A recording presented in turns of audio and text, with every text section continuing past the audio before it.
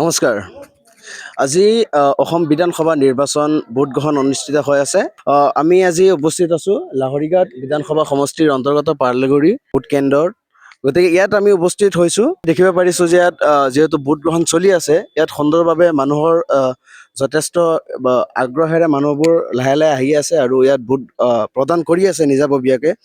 সমগ্ৰ অসমতেই আজি যিহেতু ভোট গ্ৰহণ চলি আছে, সমান্তৰালভাৱে প্ৰায় 2.5 কোটি ভোটাৰে আজি নিৰ্ণয় কৰিব 722 গৰাকী প্ৰাৰ্থীৰ ভাগ্য আজি নিৰ্ণয় কৰিব। ইয়াত আমি দেখিব পাৰিছোঁ যে পুলিচ প্ৰশাসন ইয়াত সুন্দৰভাৱে নিজৰ দায়িত্ব পালন কৰিছে। মানুহবোৰে যথেষ্ট আগ্ৰহেৰে তেওঁলোকে ভোটদান কৰিবলৈ আহি আছে।